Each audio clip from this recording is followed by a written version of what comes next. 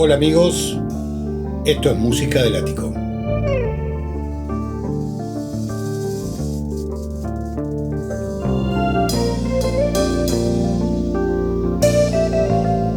In the dreary world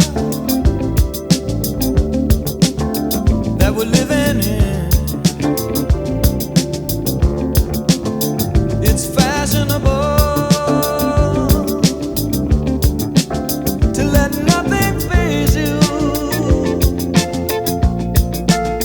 Yeah, you're above it all. You're fooling yourself.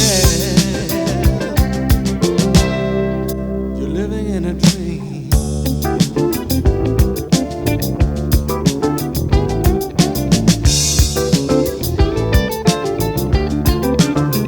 And the dancers dance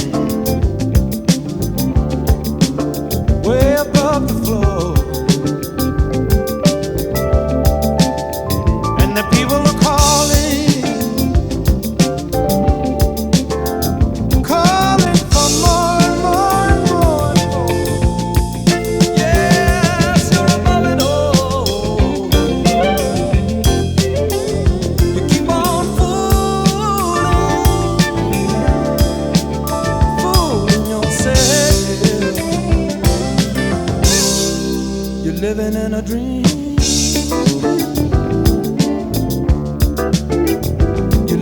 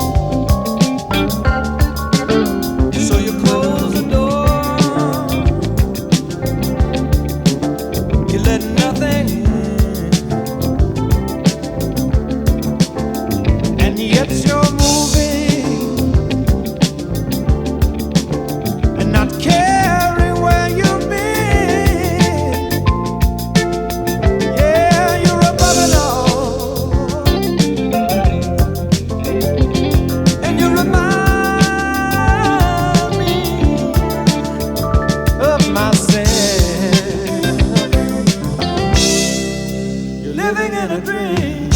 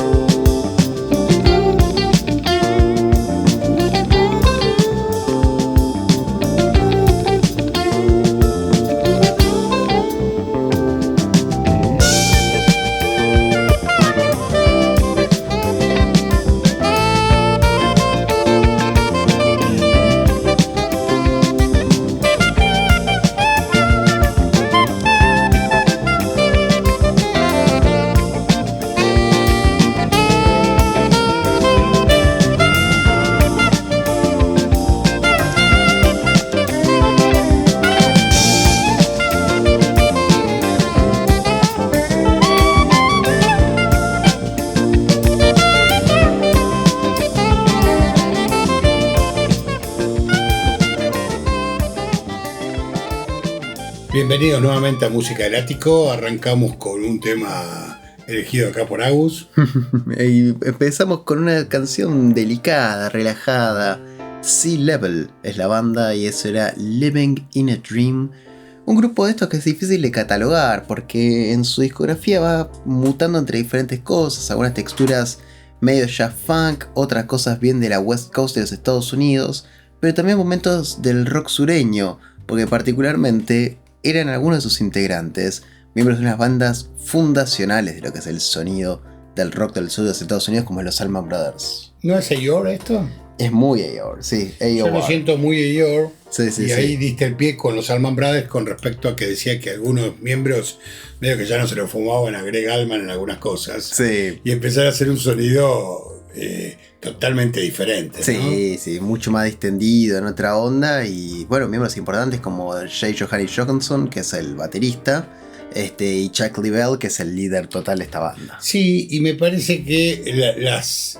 Viste, cuando vos estás en alguna disquería afuera del país, Ajá. ves estas tapas de Luis y no conoces. Sí. Porque total. las tapas parecen un grupo de autoayuda ¿viste? O música, viste, esta tipo Enya, Sí. viste, algo medio, ¿me entendés? Y Sí. después aparecen estos discos maravillosos. Total. Con Pages pasa algo parecido. ¿no? Recontra. Viste, esas tapas vos conseguiste los 2 discos en Japón. Sí. Y que si no tenés la data, no los pasás de largo No. de una manera. Pages, además, no solo las tapas, es mismo el nombre de la banda, Sí, poco sí. atractivo. Es un grupo que no te llama, pero va a poner los discos y son tremendos los discos de Pages. Por eso. Y este sonido tan maravilloso y todavía me parece que oculto para el gran público fuera de Estados Unidos. Porque yo me imagino Sí. que después del 75 en Estados Unidos las FM explotarían con todo esto. Sí, Y acá era como que había una melange de todo, ¿viste? claro. Y esto estaba, pero no, en diferentes medidas. Por ejemplo, memoria mía. A partir del 78 yo escuchaba mucho FM. A partir de que me regalaron un radiograbador National Panasonic, que tenías radio y FM, Sí. una antena, y por ende podías grabar de la radio, Claro. Claro. ¿no? Entonces a partir de ahí era el cielo con las manos, porque Sí, si bien sí. las radios a veces de alguna manera te pisaban los temas, los cortaban, lo que sea, muchas veces y generalmente en las emisiones nocturnas te tiraban un centro. Y además, lo maravilloso de eso es que justamente tenías el acceso a cosas que no podías encontrar de otra manera. Y adicionalmente estabas escuchando tal vez como de manera más fresca, sin tanta idea. Y capaz, viste, te aparecía algo que, no sé, sabiendo que tal persona no lo escuchás. Pero cuando es un random... Me sacaste absolutamente la idea Mirá. de lo que quería decir, absolutamente. Qué loco. ¿Y sabes qué ejemplo te iba a dar? Sí. Yo tuve años grabado en un TDK. Ajá. No, era un scotch. Un scotch que venía con tapa diferente, no era de plástico, sino como de goma. Sí. Viste que de otro material. Ni me acuerdo cómo se llama en inglés. Quédate en la línea. Sí, Right Down the Line. No, Right on the line, sí. ese. Sí. Porque estaba Hold the Line, Hold the de Line, Toto, de que se Toto. conocemos todos, Sí. y el de Jerry Rafferty, Right Down the Line. que yo ni sabía quién era, Sí. ahora muchos tampoco saben quién es, pero que en ese momento era como que te digan Carlitos Pérez, ¿viste? Claro que Y sí. era maravilloso porque yo estaba absolutamente enamorado de ese tema, y ¿sabes con cuál me pasó que después lo relacioné con Crimen del Siglo? Es con la canción Lógica. Mira Yo vos. no sabía ni de quién era. Claro. Y se ve que era el corte que habían utilizado Sí. acá ¿Y se para pasaba, promocionar ¿Se pasaba en la radio de la canción lógica? en Radio del Plata por lo menos. Me imaginé que se pasaría ese tema. Sí, la canción Sí, sí. Lógica sí, los demás temas no, ¿eh? Claro. Y yo no me acuerdo haber escuchado la versión de estudio de Desayuno en América, sí, porque acordate que en la Argentina vinieron muy pegaditos Desayuno en América con París. Claro. Y la versión de París sonaba. La versión de París sí, la Mira, versión de París sí, claro. por eso. Y esas cosas son así, ¿viste? Y están esas casualidades tremendas. O mismo, ¿viste? Qué sé yo, como sonó, que le hemos mencionado ya en el programa alguna vez, tu historia con Rodney Franklin.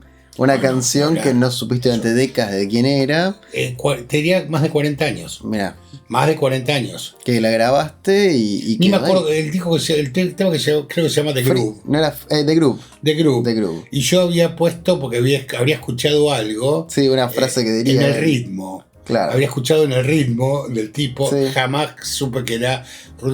Yo tenía la palabra Franklin, me parece. Mira, Rodney jamás. claro. Y la averigüé de casualidad. Qué cosa. Sí, es maravilloso de encontrarte tanto tiempo después. Y es más, en una sitcom de estas de Canal 13, Ujú. la ponían como de separador. Pero la ponían 3 segundos. Claro. Entonces, era imposible meter No. cualquier Shazam ahí adentro. No había chance. Bueno, y ahora vamos con un grupo que, ahora les cuento un poquito, bueno, lo voy a contar ahora.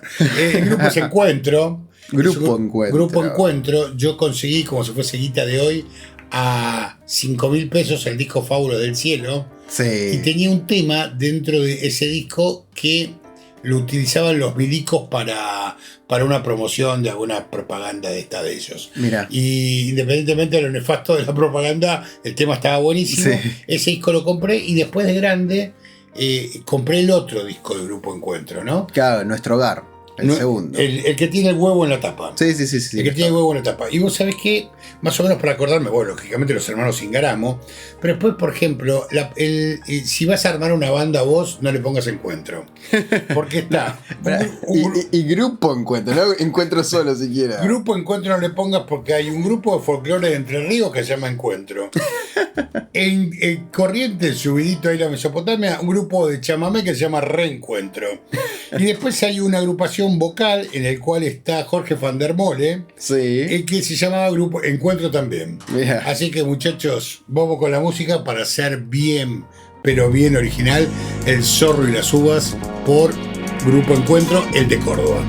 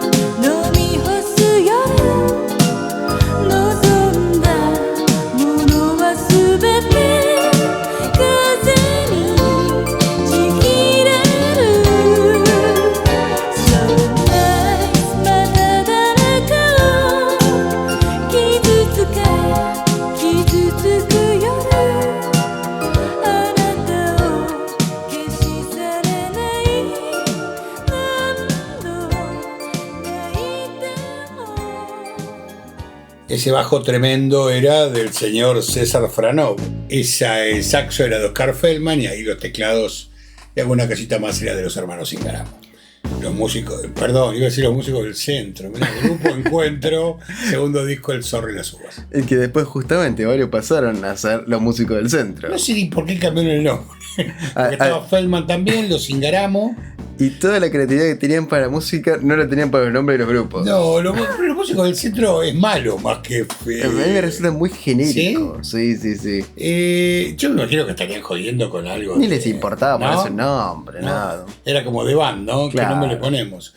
Y ellos tuvieron, yo los vi por primera vez en un obras del año 82 que hizo Lito Nevia, Ajá. que toda la banda soporte de ellos, como alguna vez tocó con Pez, Sí.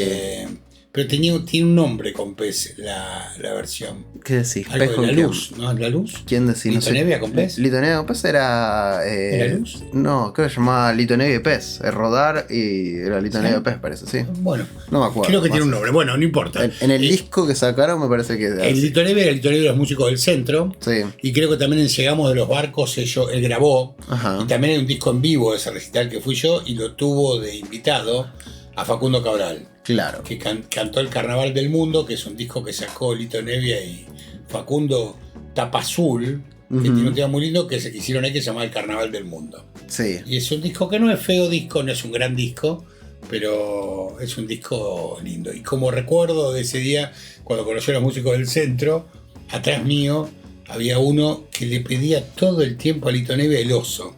Se ve que había tocado en algún lado el oso, ¿viste? Sí. Y Lito Nevia se cansó y le dijo, no me sé los tonos, flaco. Claro. Pero lo hartó, ¿eh? Qué No sabés lo que era. Infumable. Qué cosa. Vos lo que estábamos escuchando fue primero Grupo Encuentro. Y después estábamos escuchando a Tomoko Aran con un disco del hermoso pop japonés ahí en el año 1984 titulado More Relax. Y esa canción era Slow Nights. También con un bajo tremendo que me dio mucha gracia porque destacaste el bajo. Y justo había terminado este tema que el bajo me volvía loco. Y fue lo primero que destacaste del tema anterior. Espectacular. Nada, en otra onda, pero un disco muy muy lindo de City Pop, también con mucho AOR, como hablábamos con la primera canción, la de Sea Level. Y este programa va a tener bastante giros. Y en este momento, después del Grupo Encuentro, después de Tomoko y después de Sea Level, ya pasamos por Estados Unidos, pasamos por Córdoba, pasamos por Japón, ahora nos vamos a ir hacia Inglaterra con probablemente mi disco favorito de Peter Gabriel. No sé si es mi favorito, pero es un disco que yo admiro mucho, me parece que tiene unos giros muy interesantes, que es el segundo LP solista, Scratch. Los 4 LP solistas de Peter Gabriel, que van desde el año 77 al 82. 4 homónimos. 4 homónimos, no me había dado que cuenta es de tremendo eso. Decíamos el auto, el que se está derritiendo. Sí, Scratch que era el de las arañando. Y después el cuarto que no había forma de escribirlo. Que era un androide, un muñeco. Sí, era una etapa muy rara. Yo no los conseguía nunca, los tuve de grande estos discos, nunca Sí. los tuve. Para mí eran un gran misterio, los he escuchado en cuentagotas y siempre me tuvieron un halo de misterio maravilloso por no conseguirlos. Claro. Y aparte tenerlo a Gabriel como, viste, Sí. No, la figura del rock progresivo, viste. y más, porque era un enigma muy grande. Un enigma, tipo. un enigma. Es una figura muy fuerte, su separación de Génesis y el camino que toma. Encima en este disco, bueno, en colaboración también con Robert Fripp, durante todo el álbum, casi Sí, todo el álbum. Tony Levin Entonces, también, viste, Tony es Levin, una cosa de obviamente. locos. Sí. Entonces, toda esa cosa genera un halo muy fuerte. Yo para mí era absolutamente terrible, ¿no?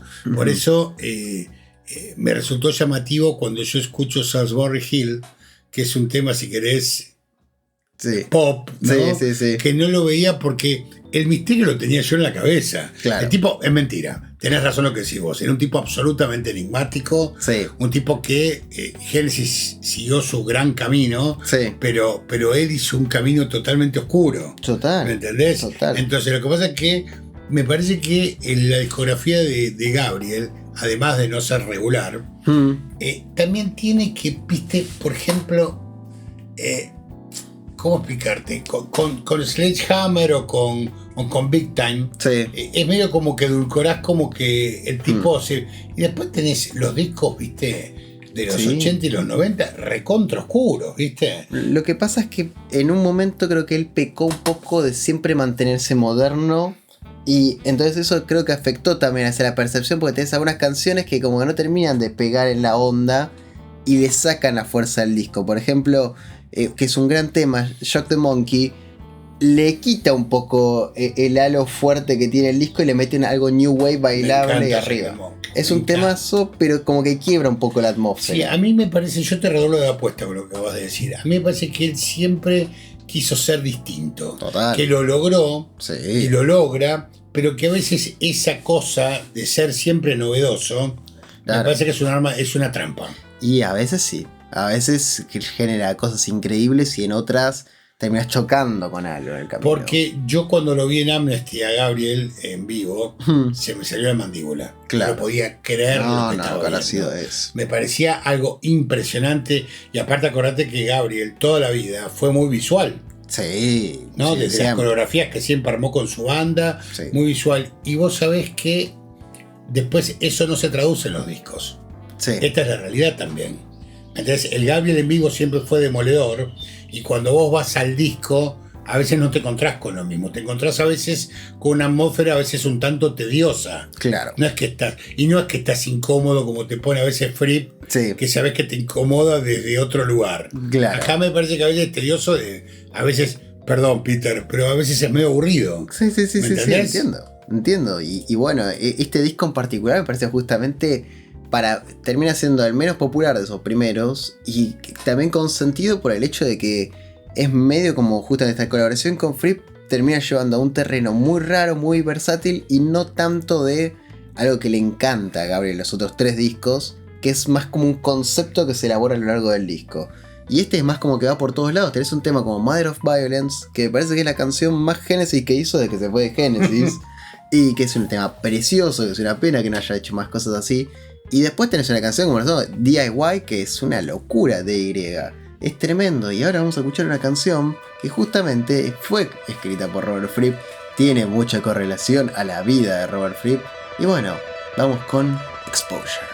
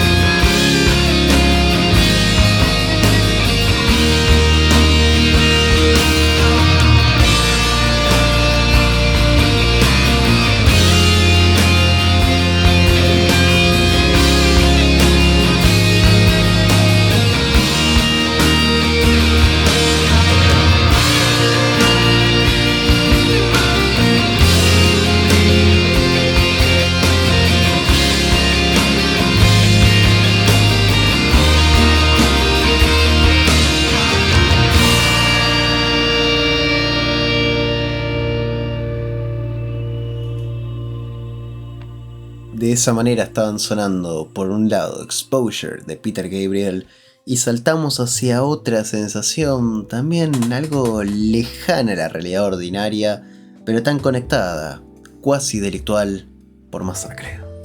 Saltamos de una pileta a otra sin saber si había agua, Sí. ¿no? Y este disco de Aerial, el cuarto disco de ellos del año 98, no me digas por qué, no me digas, vas a decir que tiene un aire, ¿no? Ujú. Pero para mí le está cantando Cerati.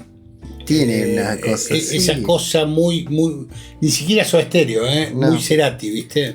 Y es un disco que lógicamente se graba más de 10 años después, pero termina siendo una percepción mía.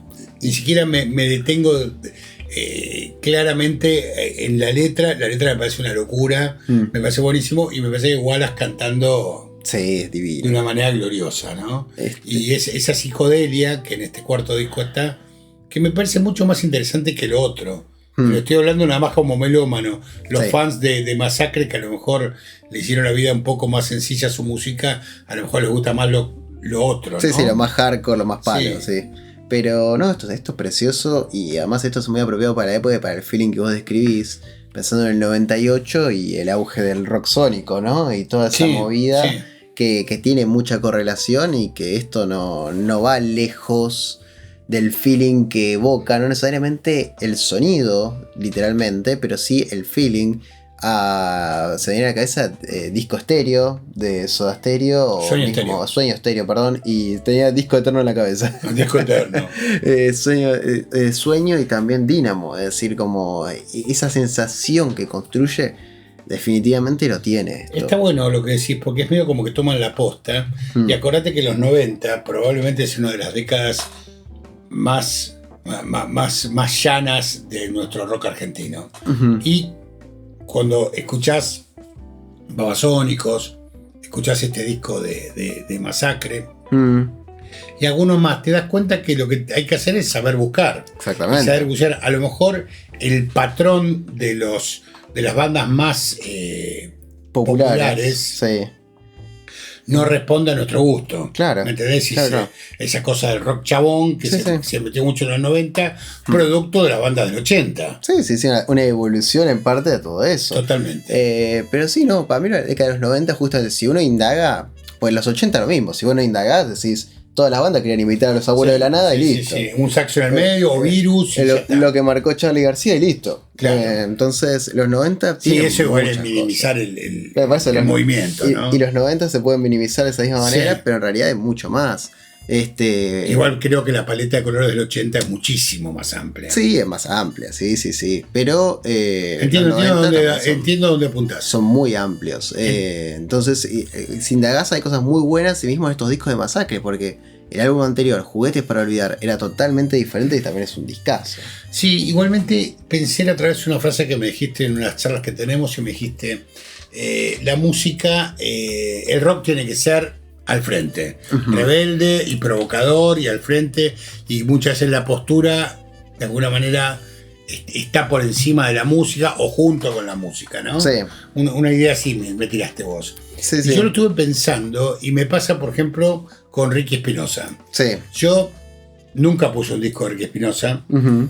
Cuando están tocando en algún video, Sí. me detengo a verlos. Claro. Es medio magnético. ¿no? Sí. Y me parece que el magnetismo, justamente, que él le provoca a la gente que lo va a ver, es increíble. Sí. Hablo en tiempo presente. Y eso a veces excede lo otro musical, que a mí personalmente no me alcanza. No, y por algo remarcamos que no ponemos discos de Flema. ¿Me entendés? No me alcanza. Y no suena Ahora, Flema. a en el nivel programa, casi actitud, nunca. a nivel posición ideológica ante la vida y todo, chapó. Sí. Es que es algo muy importante, precisamente cuando hablamos de lo que es rock. Porque el rock tiene que tener esa cosa rebelde. Si el rock es más como. Como C-Level. Claro, cuando es más C-Level, bueno, ahí ya no es tan rock. Es más algo muy agradable, muy lindo, melódico. Pero estás más cercano a. Aunque toques algo potente, con solos, todo. Estás más cerca de Toto que de AC/DC. Sí, vos estás hablando de el rock al hueso. Claro, El porque rock. el espíritu del rock está marcado para mí enteramente por la rebeldía. Después, todo claramente lo que es literalmente rock se fue cambiando constantemente.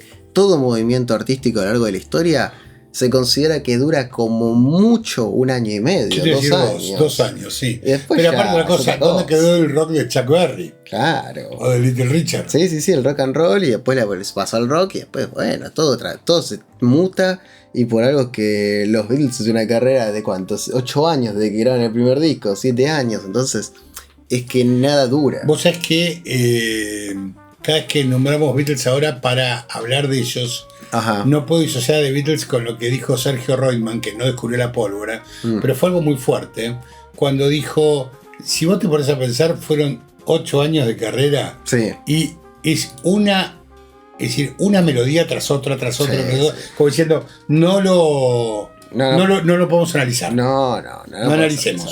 no. Después vamos con todo lo demás, pero no lo analicemos. Lo que son los saltos constantes de los Beatles disco a disco y la genialidad. Porque el otro día estaba haciendo un ejercicio divertido que estaba tratando de pensar cuál considero el tema más importante de cada disco de los Beatles, cuál considero el tema que menos me gusta de cada disco de los Beatles y cuál me parece la joya escondida de cada disco de los Beatles. Está buenísimo el juego. Y estaba tan difícil. Manda uno al azar, a ver. Tan difícil. Cualquier disco al azar. a ver. Por ejemplo, el primer disco, el mejor tema, sin dudas, es I Shall Stand and Learn, sí. Para mí, Sí. una cosa por encima de todo. Después, el tema joyita, y capaz Do You Want to Know a Secret de George Harrison cantada, que es una canción preciosa, o Baby It's You, que es tremenda. Y después la que menos me gusta, Misery. creo que Chains. Que Ah, Chains mira, no me Chains, gusta. mira No. vos. O P.S. I Love You tampoco me gusta. Te llevo al mucho. último, al Let It Be. Let It Be, y es muy jodido, creo bueno. que es muy jodido. La canción que más me gusta es probablemente Diga Pony. Dije Pony también. Ninguna duda. Pero la que no le gustaba a Coso, ¿no? A Lennon no le gustaba, no le me gusta, parece. no le gustaba Para Diga mí Pony, Dije no. Pony es... Decía que era una canción de mierda. Pero Lennon igual con su música siempre tuvo unas opiniones sí. muy raras. Después, ¿La joya escondida? No, y te digo, al lado de Diga Pony también, que la considero como uno de los últimos momentos de comunión total, I Got a Feeling. Medio como una comunión Bueno, lo que ideal. pasa de es que los vos dos. no podés asociar a cada feeling con la azotea. Claro, con el final de todo. La joya escondida, probablemente justamente que también es una suya que se hizo de esa manera, Two of Us. Pero la que más me gusta a mí en ese sentido, creo que probablemente es One After 909. A mí Webster 909 lo que tiene es que me pone de buen humor. Recontra. Arranca y es andar en calecita y el tipo puso otra velocidad Sí. más rápido Y y además- tu vieja no se dio cuenta. Y además la historia de que es una canción que ya tocaban en Hamburgo. No, me Entonces, encanta. Y aparte como, es un perfecto. guiño a volver a las fuentes. Total. Y es volver y caguémonos de risa. Y en ese sentido tampoco te puedo parar de mencionar For You Blue de George. Eso es lo bueno cuando vos ves tremendo. algunas cosas. Yo no vi todo Get Back. Ajá. Pero ves que hasta en el último de los momentos ellos 4 la pasaban bien en algún momento. Claro. Que la magia seguía estando. Sí. No es que se había la magia, pero no, la magia seguía estando. Total. En otras dosis, de otra manera, todo, pero seguía estando. No, totalmente. Y después, bueno, pero Está si bueno ese juego para todos los discos, ¿eh? Sí, si no sé, si haces con Abbey Road, ahí tengo que hacer trampa y decir de mejor tema el medley del final. Es decir, no puedo decidir Claro. tengo que ir con el medley del final Y que el me parece medley, mejor. medio. Y Los últimos Claro. 30 segundos es. más toda esa seguidilla, es tremendo. No. Desde Polythene Pump no para un segundo. Que ahí después, para mí la joya, que te digo que para mí debe estar en mi top 5, si no es que en mi top 1 casi canción ojo, Beatles, ojo. You Never Give Me Your Money. Me parece que ¿Sí? es. Me parece que es si no es la canción más perfecta que hicieron, pegan el palo. A mí, ¿sabes qué Y que es pasa? un tema de polka. Mira, estamos lo mismo más o menos en idea de. Yo decía, ¿cuál es la canción perfecta? Ajá. Y sabes que la otra vez estaba en un videito corto que me mandan. Estaba esta actriz que es muy linda, Ana de Armas. Sí. Y estaba Malik, el que hizo Yesterday. Sí. En la película, Sí, que sí, es sí, sí. un muchacho indio. Hindú, sí. No, Indio. no, Indio. nos corrigieron otra vez. ¿te Sí, acordás? sí, indio. Un oyente, Claudio Bribol. Indio. ¿Y cómo se llama? Y le canta Something, ¿no? Sí. Con una viola. Mm. Y yo digo, ¿este no es el tema perfecto? Y Y está después ahí. me acordé de hace muchos años que Sinatra lo dirigió como el mejor tema de la historia. Sí, que sea el tema más bello que se hizo, algo así dijo, sí. ¿Viste? Así que vos hoy, porque mañana voy a cambiar, o dentro de 10 Obvio. minutos, vos elegiste a Yeah, You you Don't know- Give Me Your Money Sí. y yo elijo Something. Y recomiendo escuchar la sesión que hay en uno de los Anthology de You Never Give Me Your Money, que es una cosa Yo no demencial. Bueno. Demencial. El tema que menos me gusta de Abbey Road, Sun King por lejos. Y es el más. Es el más aburrido. Pero cuesta mucho encontrar el tema que menos te gusta en los discos dorados. Bueno, vamos. Vamos para otro lado ahora, años 90. Uno me decía una vez, viste, un oyente, ¿te gusta Robertito Planta? Digo, es una falta de respeto. Este no es Sir, me parece, pero es el señor Robert Plant. Sí. Por favor, música, maestro.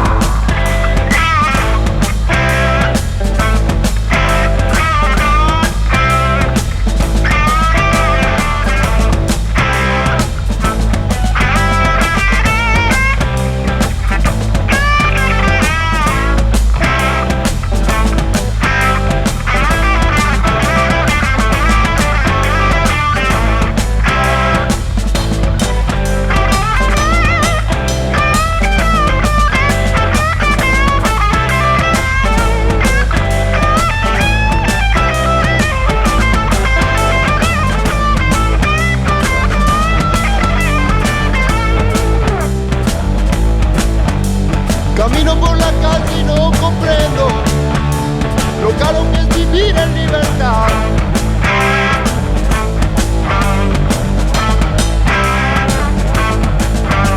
Y cuando paso la gente me mira, puedo ver mi cara y nada más.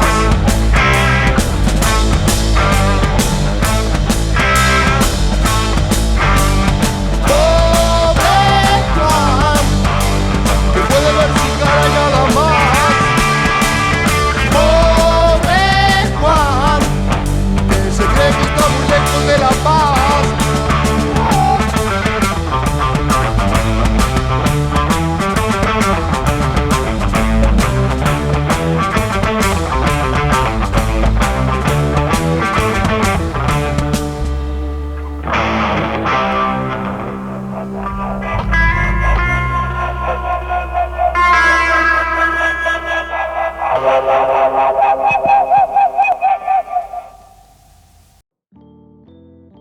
El blues tiene muchas maneras de sentirse y de vivirse. Estábamos escuchando por un lado Tie Dye on the Highway por Robert Plant en el año 90 con el disco Manic Nirvana, y después Pappo's Blues, Pobre Juan. El disco de Robert Plant, Manic Nirvana. Manic Nirvana. Me sale Maniac. Sí, sí. Manic Nirvana sale en 1990 y ya son esas publicaciones de discos que ya, si bien salen en vinilo y en CD, nosotros ya las compramos en CD. Claro. Directamente. Claro, Hubo claro. ese letargo de 20 años, que no es poco, Sí. en el cual comprábamos CDs. Sí. Del 90 Sí, al sí, sí. 2010,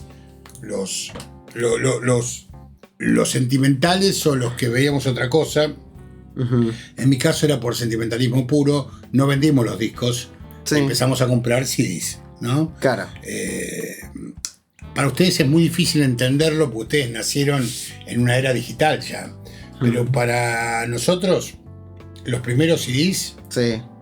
era tener los Master de Abbey Road. Claro. Para mí era Claro, que claro. no salte, que lo podías pasar track por track, Sí. que no haga ruido, que no se enganche la cinta, que no tengas que rebobinar y pasar. Era tener una consola digital en tu casa, ¿me entendés? Sí, sí, sí. Era sí, algo sí. absolutamente maravilloso. Después, lógicamente, lo más importante está adentro, ¿no? Sí, sí, Que es sí. la música. Claramente. ¿No? Y es que lo que decimos siempre. Es decir, la música que nos gusta generalmente escuchada, sea, viste, en un recontra equipo, sea en un equipo normal, sea en lo que sea, pero cuando tenés esa conexión con la música, aunque lo estés escuchando en la computadora, movés la Ni patita hablar, y te va a emocionar. ni hablar, ni hablar. Es por ahí donde va, más allá de, obviamente, que hay música que se aprecia 1000 veces mejor y que se disfruta de verdad de otra manera. De la otra manera te quedas con una parte nada más, ¿no? Exactamente. Es como ver una película en un televisor de... Vos ves El Padrino en un televisor de 20 y te va a matar igual. Sí. Ahora bueno, bien vista, con sonido, con esto, con lo otro, te llega un poco mejor. No Completamente. es el mejor ejemplo, pero es válido. Sí, sí, sí, así es. ¿Y después por dónde fuiste? Por Y después puse año 72. año 72, el volumen 2 de Pappo's Blues. Y un grito ferviente. Hizo una cosa impresionante lo que es este momento de Pappo.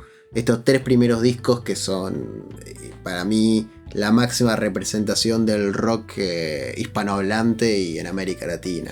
Para mí son los primeros 4. Para mí 4 ya no es lo mismo. Sí, pero tiene... Pero tiene momentos sí, alucinantes. No, porque para mí tiene 2 temas que para mí muestran claramente y medio que cierran con un disco bastante, si querés, psicodélico desde el caos, Sí, que es Sol de Armónica y Semilla de Sésamo, claro. que son 2 temas que se fueron zapadas en el estudio Sí, y me parece que vale para entender los 4 discos. Es como, Claro. si querés de alguna manera, los 4 discos de La Pesada. claro. ¿Son parejos? No, para nada. Sí. El cuarto a lo mejor, pero me parece que cierra la historia. Sí, sí, sí, entiendo. El quinto es Triángulo, que es totalmente diferente en Pappo's Blues. Sí. El sexto es un rejunte y el séptimo es un encuentro. Sí, sí, sí. Pappo's sí, Blues está en los primeros 4. Sí. Si sos demasiado bueno, los primeros 5. Claro, totalmente. Y eso que no mencionaste, las 2 canciones que a mí más me gustan del Papo 4, que son Fiesta Cervezal y Gato de la Calle Negra. Bueno, Fiesta Cervezal es la canción que Papo eligió, mejor dicho, que Dulce 16, Ujú. cuando se hizo ese Festival de Solidaridad Latinoamericana en junio, en plena Malvinas, Sí, en la cancha de hockey, sí, sí, sí. al aire libre de Obras, ellos tocan Ley de Rock and Roll del primer disco y Fiesta Cervezal. Mira. Con Papo invitado. Qué cosa. Es que es un tema que se presta para hacer solo de 10 horas. Fiesta Cervezal. Sí. Y Fiesta Cervezal, me acuerdo que un amigo que era violero a la salida me dice, ¿te diste cuenta de algo? Papo hacía circo adelante y Jolivet estaba atrás metiendo 17 dedos en el aire de bola. Claro. Y bueno, pero Papo se lo merece. Sí, totalmente. Y lo traje principalmente porque el otro día lo estaba escuchando justamente en el CEAR Media, en la previa como el anteúltimo tema, si bien recuerdo, antes de que salga a la cancha Camionero, en lo que fue una noche muy larga del Festival Tracción a Sangre, y que realmente hicieron honor a esa canción después de estos muchachos cuando salieron a la cancha. Una banda que tiene la característica tan particular de ser simplemente un dúo, es decir, la batería de Santiago Luis y después Joan Manuel Pardo, guitarra, voz y nada más, es decir, al frente los dos, pero no queda un hueco en el sonido de ellos, es una patada constante y es maravilloso. Ponernos un poco en autos a los que no conocemos, no estamos en la pomada. Entonces, ¿qué es el Festival de Tracción a Sangre? El Festival Tracción a Sangre es algo que ellos vienen organizando desde hace ya unos cuantos años, los chicos de Camionero, donde ellos lo que conceptualmente tienen y que lo hacen cada vez que salen a tocar, en un lugar grande, en un lugar chico, donde sea, es que básicamente está el concepto de el camión y el acoplado. El acoplado son toda la gente que le hace el aguante a Camionero, desde personas que venden remeras, personas que venden pósters, que venden CDs, y que muchas personas no tienen correlación directa hacia la banda en ese sentido, pero que alguna vez les mandaron un mensaje, lo vieron a la salida, che, podría vender algo, qué sé yo, y siempre les dieron el ok, entonces se fue armando toda una comunidad y hicieron en esta ocasión una feria gigante ahí dentro del CEAR Media, tocaron muchas bandas y adicionalmente también estuvieron dando charlas a algunas personas, como por ejemplo Rocambole. Y conceptualmente, bueno, la banda tiene una estética extremadamente marcada y un concepto extremadamente marcado que se siente tan genuino. Y en las vísperas del 24 de marzo, la noche del 23, que yo ya tocaba cuando era 24, hicieron algo tremendo y se mostró ese espíritu a pleno, donde muchas veces incluso, es decir, de atraer a simbología está, pero no es necesario que ellos se frenaran a hacer un discurso político, como sí hicieron tal vez otras personas que hablaron mucho más, como Barbie Recanati, pero lo dicen todo. Lo dicen todos los chicos de Camionero. Todo esto junto a otras bandas under que hemos visto juntos o separados durante el año pasado y este año, te demuestra que tu generación tomó la posta en serio. ¿No? Lo que pasa es que no son bandas de streaming ni para llenar generalmente un Movistar. No. Pero están ahí, ¿no? Sí. Querés como punta de lanza Winona. Sí. Y siguiendo por tantas bandas que manejaron eso. Yo me acuerdo el día que fuimos a ver a Wasabis, a Stramer, que creo que eran 3 bandas y esos eran el segundo plato. El primer plato estaba esa banda que se llama Paranoia. Sí, Paranoia. Y que no tiene una estética política, pero todo es político. Sí. Entonces todo ese desparpajo, ¿no? Maravilloso de la banda. Que después me contaste que se separaron. Cambiaron todos, creo que solamente quedó el cantante. Todo lo demás cambiaron.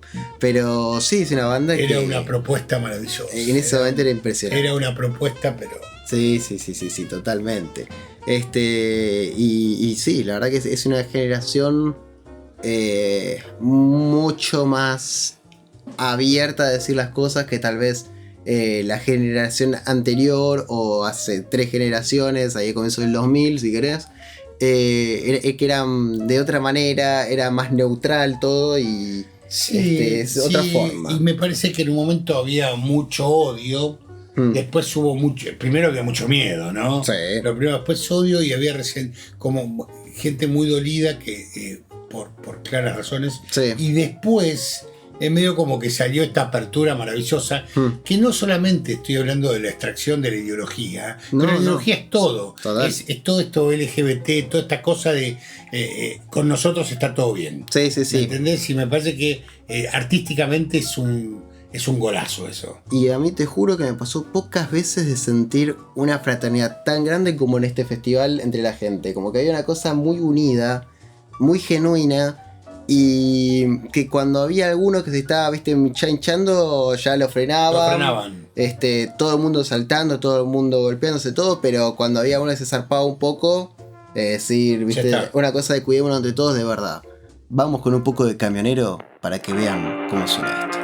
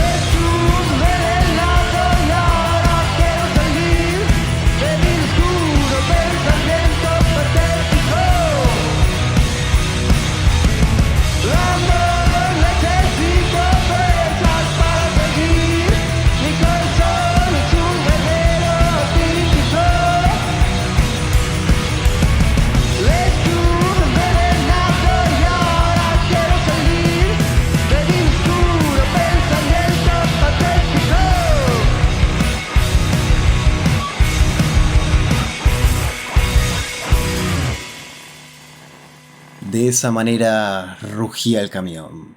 Camionero con la distancia y guerrero atípico. Y estaban ahí en el Teatro Roma, en el marco de, una filmación hermosa previo. ¿Ese es el Roma? Es el Teatro Vamos Roma. a estar el viernes viendo a la Big Band de Jazz, Big Band de de Jazz de Avellaneda con nuestro queridísimo amigo y director Fernando Di Pace. Así que va a ser una velada tremenda, a la cual los invitamos a que vayan porque realmente va a ser una cosa hermosa. Es una Big Band con 30 integrantes que es demencial. Sí, y Fernando Di Pace, viste que en algún lado, por ejemplo, no sé, vas a no me sé qué lugar, Cañada de Rosquín, preguntás por Gieco, sí, León, esto y lo otro. Vas a Madariaga, preguntás por Serfoglio, claro, cómo no, Fabián Serfoglio. Bueno, en Avellaneda pasa lo mismo con Fernando Di Pace. Sí. Es decir, amigos, gente de la familia, Sí, de Zona sí. Sur, que dice, sí, fue mi profesor de música, un divino. Sí. Así que una institución musical en aquellos lados. El sur también existe, lo dijo hace muchos años Mario Benedetti, y Fernando, lógicamente, hace honor a esa frase. Completamente. Me encantó lo de Camionero, me pareció buenísimo, me encanta la forma de cantar, Sí. es muy personal, me decías vos. Sí, Johnny es muy personal con su manera de cantar, los coros también de Santi y el dúo tiene una frase, ellos tienen una bandera gigante que está muy buena y dicen, somos dos, parecemos dos pero somos muchos más. Claro. Con toda la gente del fondo. Y es así, realmente sobre el escenario se siente eso. Igual, desde el punto de vista como si yo fuese un productor musical, primero la innovación que había hecho en su momento White Stripes, Sí. ¿no? Con respecto a tocar una batería y una guitarra. Nada más. Independientemente a esa novedad y a esa cuestión, siempre estuvo el hecho de, me acuerdo hablándolo muchas veces en el aire y off the record con Javier Martínez, y Javier me decía, y nos decía, para tocar en un power trio hay que tocar mucho. Sí. Porque el tema que hay es que mientras se canta hay muchos espacios para cubrir. Claro. Entonces que tenés que tener un gran baterista, Sí. un gran bajista y un gran violero, pero no solo un violero de solos, Sí. sino un violero rítmico. Claro. Y entonces, llevando a esa frase del querido Javier, ¿dónde nos quedamos con un dúo? Claro. Un dúo eléctrico, Sí. que no canta una queja indiana, ¿viste? No. Tenés que tocar mucho para no tener huecos, ¿viste? No, la cantidad de texturas y colores que crea Johnny con la viola es algo tremendo en ese sentido. Y Santi con la bata no para un segundo. Igual Es cuando una vos, máquina. vos cuando viniste yo estaba muy intrigado de cómo sonaba Camionero en vivo, ¿no? Sí. Y cuando vos viniste, lo primero que te pregunté fue eso. Sí. Y vos me dijiste, no se nota. No se nota. Y te diría que ahora están sonando mucho mejor que años anteriores. Con mucha más variedad de sonidos. Porque va cambiando mucho. Y tocaron encima 2 horas y pico ellos. Y fue una cosa que no... Tremendo. es decir, es muy fácil que te cansarte de cualquier tipo de banda en 2 horas. Y estos pibes, la verdad que fueron para sacarse el sombrero. Totalmente. Muchas veces hemos hablado, lógicamente, en diferentes lugares, personalmente y en el programa mismo, cómo es la división entre melómanos con respecto a la música instrumental. Sí. Muchos nos encanta, como en mi caso, la música instrumental nos encanta. Me parece que también tiene mucho que ver con las raíces del jazz, eso, ¿no? Creo que sí. Que la mayoría del jazz es no cantado, ¿no? Y sí, O al menos el jazz. Y tenés o está el jazz vocal. tenés el mundo del jazz vocal, pero sí, vos cuando querés escuchar a Coltrane o a Miles Davis, el 99.9% de la discografía es instrumental. Por eso, y a través de eso, no sé de qué manera, de qué forma, me llega esta banda, la banda SKT, es un quinteto de música instrumental, dice que nace del jazz, tiene groove, funk y rhythm and soul. Es decir, ¿te la quieren vender? Bueno, a ver, SKT, ¿cómo sonás? Vamos.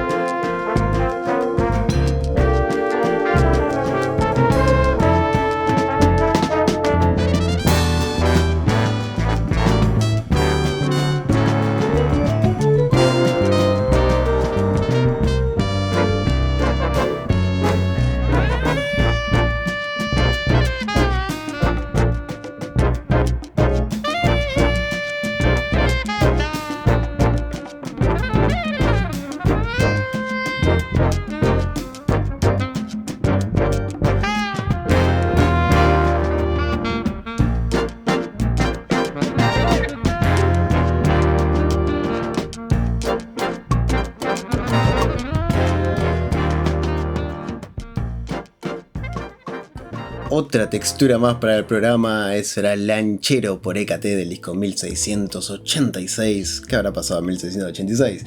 Y después Mother Iracema por Moacir Santos del disco Maestro. EKT está formado por Tomás Torres, Iván Marcori, Nicolás Pons, Javier Müller y Pablo Barone. Presentación de EKT Música del Ático. Chicos, bienvenidos, tienen los micrófonos y las orejas abiertas para cuando ustedes quieran. creo que alguna vez los pusiste antes, Iván, Sí, me puede parece. ser, puede ser. Me parece que con ella ha sonado. Puede ser. Es buenísimo esto. Tiene un groove tremendo, una cosa más jazz funk le encontré, pero me gustó muchísimo. Sí. No cuento tanto el rhythm and blues. Claro, pero. A lo mejor en esta canción. En esta ¿viste? canción, obviamente. Pero sí, ¿no? Este tema es tremendo. Y es una banda que bueno, tocaba mucho con la Cruz Road, que es también un grupo en esta onda. Y bueno, si les gusta esta música también de Argentina, pueden escuchar a Vinocio, que es una cosa buenísima también. Que un conjunto que varía de cantidad de integrantes dependiendo de la jornada que los agarre. Pueden ser 3 o pueden ser 7.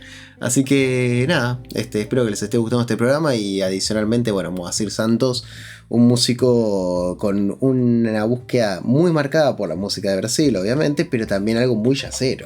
Sí, oriundo de Pernambuco, ¿no? Había un jugador, no sé si vos te acordás del nombre. Juninho Pernambucano. Bueno, acá hay otro pernambucano, que es acá Moacir Santos, ¿no? El jugador con récord de más goles de tiro libre. Ah, no sabía. Sí, creo que tiene 77. Y Messi justo el otro día pasó a Pelé.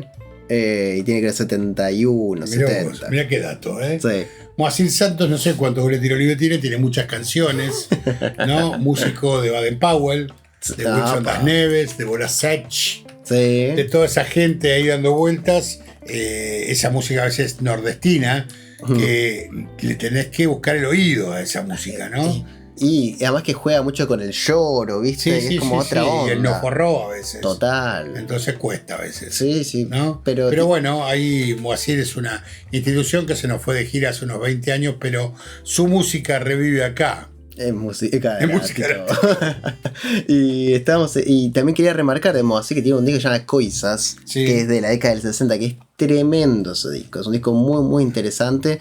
Y bueno, él tiene una larga carrera con estos monstruos que vos estabas mencionando, que bueno, son algunos de los músicos más importantes de la música de Brasil, pero también lo curioso es que fue versionado por muchos músicos de otros lados. Él Sí. tocó con Kenny Barrell, fue versionado varias veces por Horace Silver, es decir, una figura realmente grosa que llegó a, por ejemplo, también ser tocada su música por Gil Evans, así que es... A la de Gilman no la tenía, sí lo tenía por Gilly Man. Sí. Gilly Man lo tenía y tenía que él también grabó con Sergio Méndez y era amigo de un trombonista que a mí me encanta, que cuanto disco veo yo lo compro, que es Raúl de Sousa.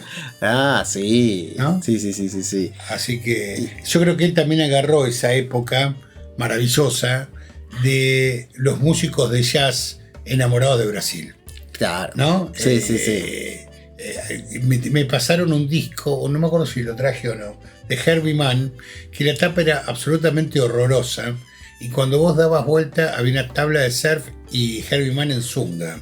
Era peor la contratapa que la tapa. Igual Herbie Mann tiene No, algunas tapas imágenes horribles. que Pará, desafían todo. Y el disco, vos lo escuchás y es súper cool. Sí. Entonces yo digo, este tipo cayó a Río, cayó a Bahía, se enamoró del lugar, Sí. se enamoró de los habitantes del lugar, se enamoró de alguien en especial y tomó toda la cultura. Sí, no es sí. que dijo, viste, No. llegó el músico, no, se metió un zunga y Sí, vamos para adelante. con lo que ven. Con lo que venga. Y sabes que, bueno, estábamos diciendo ya en varias situaciones del programa que estábamos muy, pero muy en sintonía. Y esto me pareció un montón ya. Que vos elegiste un tema de Les McCann. Y yo dije, bueno, qué loco, porque yo justo en el programa anterior pasé un tema de Les Y McCann. yo no que había es- escuchado tu programa. No, pues me lo dijiste el lunes, que fue el día que salió el programa. bueno, no, por eso. No había chance. Entonces, y yo dije, qué loco, justo había puesto un tema de Les McCann. Me paso a buscar, ¿de qué disco es? De Layers. Justo ese disco era el que yo puse la canción. Y el tema era Y el mismo. después era la misma canción, era Sometimes I Cry, que es un tema precioso de Les McCann, al tal punto que amerita sonar en los dos programas. Totalmente, no son casualidades, son causalidades. Vamos con Les McCann de este disco que se llama Layers, y que después voy a decir algo al respecto.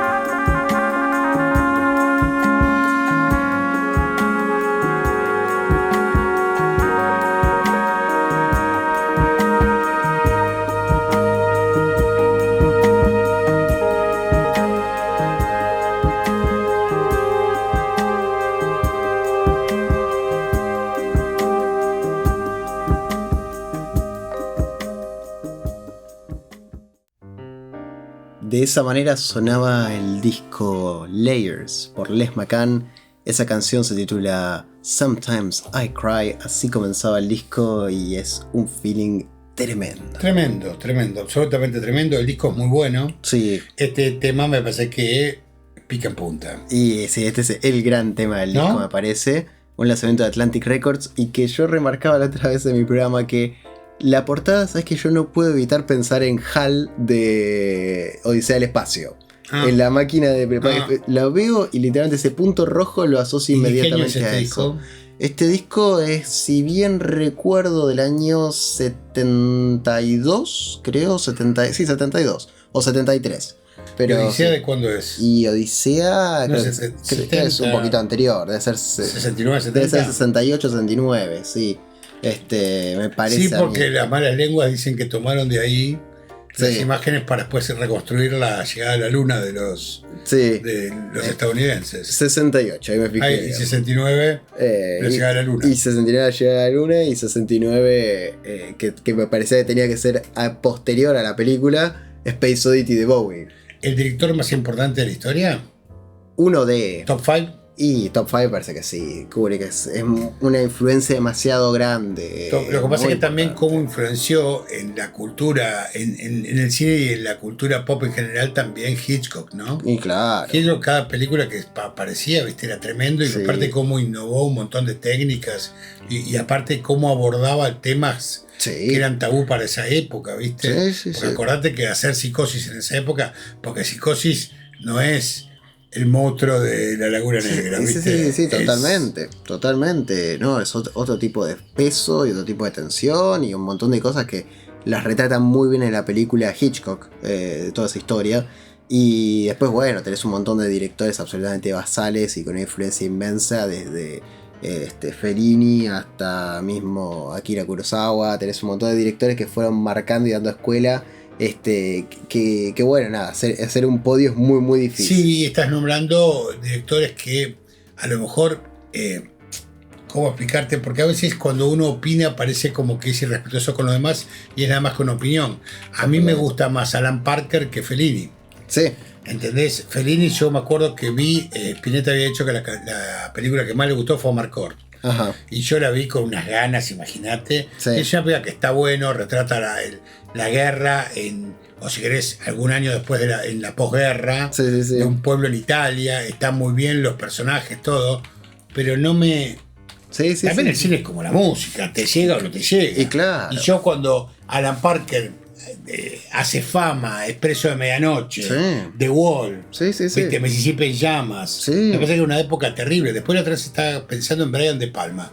Brian De Palma hizo, en 2 años hizo Cara Cortada, hizo Doble de Cuerpo. Claro.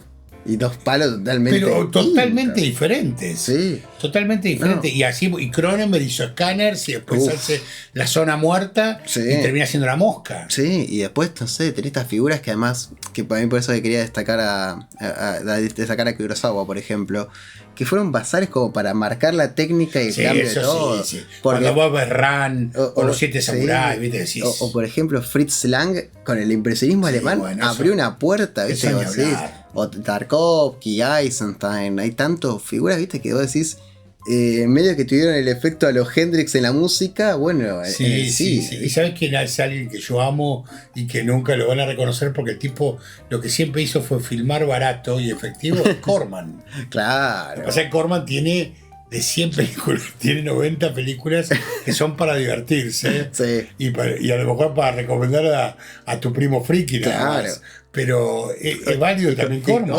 Como figura cultural también pienso así en ese sentido, también de armar una escuela a Mel Brooks. Capo, Es Mel una Brooks, cosa que capo. rompió Capo lo que es la total. estructura del cine y el Capo humor. total Mel Brooks. Y yo me enamoré con Hombre Mirando el Sudeste. Sí. Atenti Pepino Wasabi, que la odia. Hombre Mirando el Sudeste. Y después vino Último Mensaje del Naufragio, que para mí es mejor que Hombre Mirando el Sudeste. Pero después, con El lado oscuro del corazón, su biela se me empieza a diluir. Claro. Ese director que yo pensaba que iba a ser Sí. disruptivo siempre, empieza, para mi gusto, a Y licuarse un poco. pasa, es así. Se fue al carajo el programa de música. Se fue del carajo, una vez más. De tiro libre, directores de cine, bueno. Y ahora el programa va a tomar un giro porque nosotros vamos a justamente armar un especial en relación a esta fecha importante de no solamente el 24 de marzo, sino además uno de los sucesos más trágicos que sucedió unos días antes de eso, que fue, bueno, relacionado a un músico que su huella es eterna como es Tenorio Jr. Tenorio Jr. Es un gran dolor para mí, para nuestro país en general y para nuestra cultura, ¿no? Sí, para esta historia. Es algo absolutamente terrible. Sí. Es la desaparición forzada de una persona de 34 años. Que yo quiero hacer una diferencia entre el músico y la persona. Sí. El músico era uno de los grandes promesas o presentes Sí. de la MPB brasilera en el año 1976, acompañando, si querés, al Vinicius de los más taquilleros de ese momento. Vinicius y Toquinho giraban por todos lados, por Europa y por América.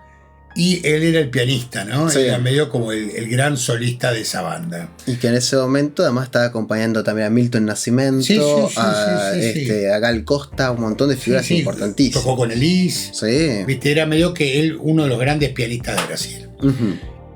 Pero yo quiero sacar esa parte y quiero ir a la persona, ¿no? Sí. A una persona que nació en Río de Janeiro, que tenía 4 hijos, un quinto en camino, y encuentra su final de la manera más absurda, cruel y perversa, que es que lo secuestraron por error. Claro. ¿No? Si hubiese sido por ¿cómo se llama? Por convicción que lo querían secuestrar a él, también hubiese sido una aberración. Absoluta. Pero es mucho más irónico todo. Total. Una pobre persona solamente salió un toquecito a comprarse un sándwich, cigarrillos, unas pastillas, lo que sea.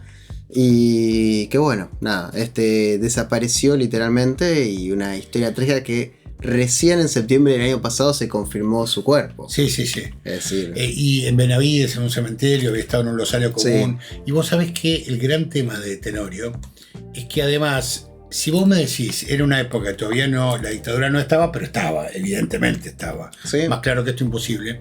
Pero la verdad es que no, vos decís, estaba caminando alrededor de un lugar donde había un toque de queda, donde estaba en Corrientes, estaba en Sarmiento y Rodríguez Peña, a 4 cuadras del Obelisco. ¿Me entendés? Acordate que a pesar de la violencia política que hubo en los 70, la avenida Corrientes en esa época era mucho más radiante que ahora. Claro. Las librerías no cerraban de noche. Mirá vos. Los bares no cerraban de noche. Qué locura. Estaba todo, había una bohemia terrible. Sí. Y en ese contexto fue a comprar cigarrillos Tenorio y nunca más volvió. Es terrible.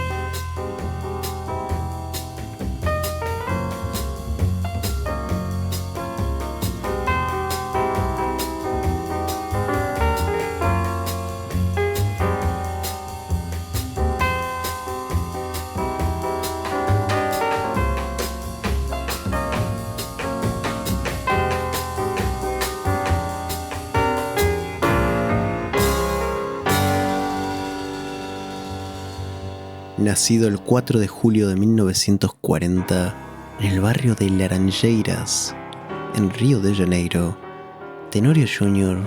fue una figura esencial para comprender la evolución de la música en Brasil, porque es un nexo dentro de la mezcla del samba, el jazz y mismo también la transición hacia un jazz moderno con elementos de bossa nova, quebrando un poco con lo que era la estructura de aquellos tiempos. Y es curiosa su vida, porque él, debido a la insistencia de sus padres, estudiaba en la Facultad Nacional de Medicina mientras intentaba dedicarse al piano. Los padres le insistían que tenía que tener una carrera. Por ende, él estudiaba y a su vez tocaba con gigantes como Lenny Andrade, como Edison Machado, como Wanda Sá o Victor Aziz Brasil. Realmente su trayectoria es fascinante y comenzó en el año 1962 a sus 21 años grabando con Juárez Araujo. Pero luego, como decía, Lenny Andrade, Eumir Deodato, Wanda, y la década del 60 no tiene tantos registros como sí la breve década del 70 para él. Porque en el 70 comienza a grabar con Lo Borges, en 1972 ese famoso disco con la portada de esas zapatillas medio futboleras. Luego con Nelson Angelo y Joyce, el cuarteto MC, Edu Lobo, Beto Guedes, Danilo Caymmi, Toninho Horta, mismo el icónico disco India por Gal Costa o con Egberto Gismonti.